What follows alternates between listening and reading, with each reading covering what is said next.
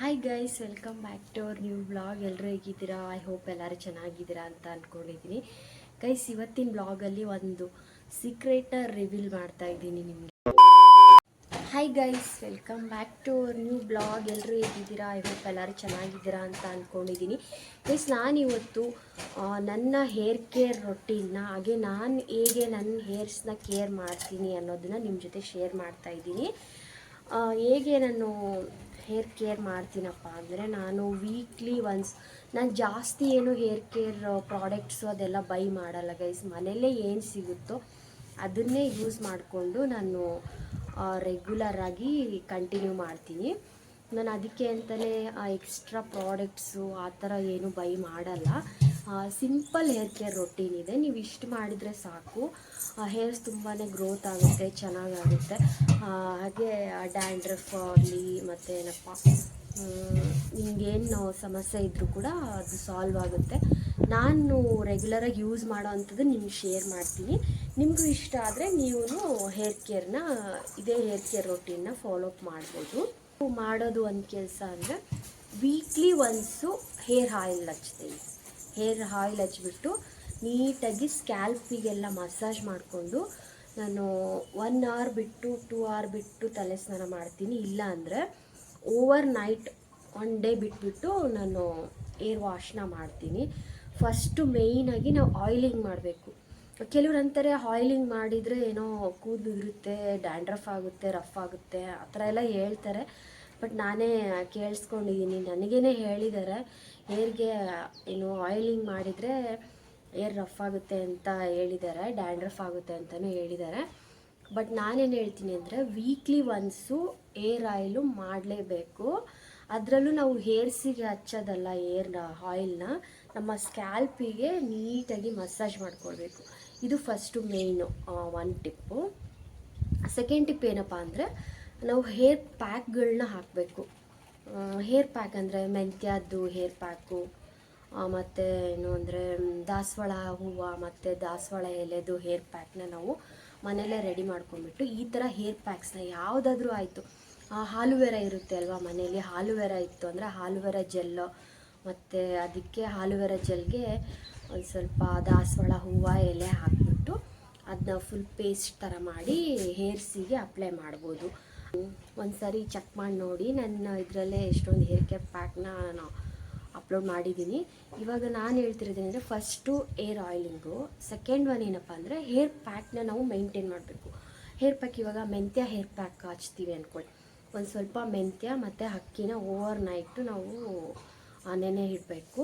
Over night ನೆನೆಸಿದಾದ್ಮೇಲೆ morning ಅದನ್ನು ಚೆನ್ನಾಗಿ ತಿಕ್ಕಾಗಿ paste ಮಾಡಿಬಿಟ್ಟು ಅದಕ್ಕೊಂದು ಈರುಳ್ಳಿ, ಒಂದು 4-5 ದಾಸವಾಳ ಎಲೆ, ಮತ್ತು ಅದಕ್ಕೆ ಸ್ವಲ್ಪ ಇರುತ್ತೆ ಅಲ್ವಾ, ಅದು ಆಲೂವೆರಾ ಜೆಲ್ ಮನೆಯಲ್ಲೇ ಇರುತ್ತೆ ಅಲ್ವಾ, ಆಲೂವೆರಾ ಜೆಲ್, ಅದನ್ನು ಹಾಕಿಬಿಟ್ಟು ಚೆನ್ನಾಗಿ ಪೇಸ್ಟ್ ಮಾಡಿ ಅದನ್ನ ತಲೆಗೆ ಅಪ್ಲೈ ಮಾಡ್ಕೋಬೇಕು. ಅಪ್ಲೈ ಮಾಡ್ಕೊಂಡು 1 ಅವರ್ ಬಿಟ್ಟು ಏರ್ ವಾಶ್ ಮಾಡಬೇಕು.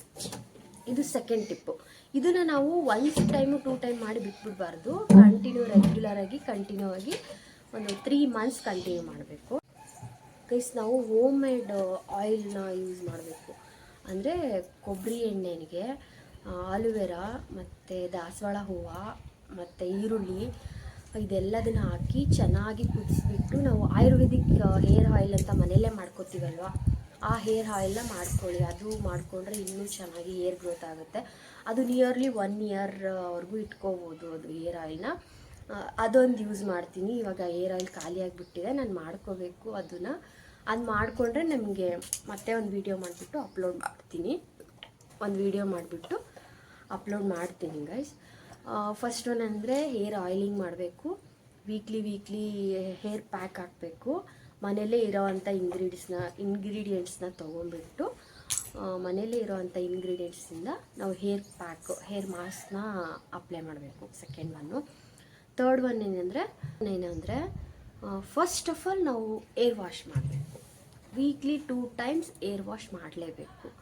ಡ್ಯಾಂಡ್ರಫ್ ಆಗಿದೆ ಅನ್ನೋರು ಆಲೂವೆರಾ ಯೂಸ್ ಮಾಡಿದರೆ ಆ ಡ್ಯಾಂಡ್ರಫ್ ಎಲ್ಲ ಕ್ಲಿಯರ್ ಆಗುತ್ತೆ. ಆಲೂವೆರಾಗೆ ಒಂದು ನಿಂಬೆಹಣ್ಣು ಹಾಕ್ಬಿಟ್ಟು, ಒಂದು ನಿಂಬೆಹಣ್ಣ ರಸ ಹಾಕಿ ಚೆನ್ನಾಗಿ ಅಪ್ಲೈ ಮಾಡ್ಕೋಬೇಕು. 1 ಅವರ್ ಬಿಟ್ಟು ಏರ್ ವಾಶ್ ಮಾಡಿದರೆ ಡ್ಯಾಂಡ್ರಫ್ ಎಲ್ಲ ಹೋಗುತ್ತೆ.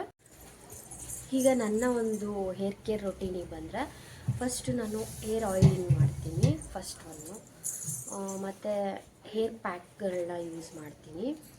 ಅದಾದಮೇಲೆ ನಾವು ಹೇರ್ ವಾಶ್ ಮಾಡ್ತೀವಲ್ವ, ಹೇರ್ ವಾಶ್ ಮಾಡಾದ್ಮೇಲೂ ನಾವು ತುಂಬ ಕೇರ್ ತೊಗೋಬೇಕಾಗುತ್ತೆ. ಜಾಸ್ತಿ ಬಟ್ಟೆ ಎಲ್ಲ ಕಟ್ಕೋಬಾರ್ದು. ಆ್ಯಕ್ಚುಲಿ ಹೇರ್ಸಿಗೆ ಹಸಿ ಇರುತ್ತೆ ಅಲ್ವ ಹೇರ್ಸು, ಆವಾಗ ಕೂಮ್ ಮಾಡಬಾರ್ದು.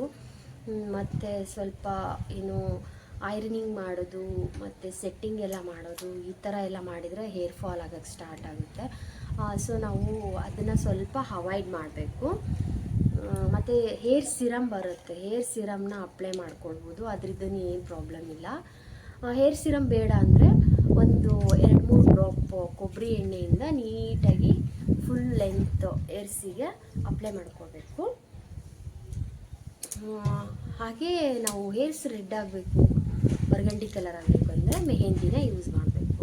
ಗೈಸ್, ನಾನು ಹೇಳ್ತಿರೋದೇನೆಂದರೆ, ನಾನು ಹೇಳಿರೋಂಥ ಹೇರ್ ಪ್ಯಾಕ್ನೇ ಯೂಸ್ ಮಾಡಬೇಕು ಅಂತ ಏನಿಲ್ಲ. ಮನೇಲಿ ಸಿಗುವಂಥ ಇಂಗ್ರೀಡಿಯೆಂಟ್ಸು ಇರುತ್ತೆ ಅಲ್ವಾ ಹೇರ್ ಪ್ಯಾಕ್ ಹಾಕ್ಕೊಳ್ಳೋಕ್ಕೆ, ಯಾವುದಾದ್ರೂ ಹೇರ್ ಪ್ಯಾಕ್ನೇ ಯೂಸ್ ಮಾಡ್ಬೋದು. ನಾನು ರೆಗ್ಯುಲರಾಗಿ ಯೂಸ್ ಮಾಡೋದಂದರೆ ಮೆಂತ್ಯ ಹೇರ್ ಪ್ಯಾಕು. ನೀವು ನಿಮಗೆ ಯಾವುದಾದ್ರೂ ಬೇರೆ ಹೇರ್ ಪ್ಯಾಕ್ಸ್ ಗೊತ್ತಿತ್ತು ಅಂದರೆ ಅದನ್ನು ಕೂಡ ಯೂಸ್ ಮಾಡ್ಬೋದು, ಆದರೆ ರೆಗ್ಯುಲರಾಗಿ ಯೂಸ್ ಮಾಡಿ ಅಷ್ಟೇ.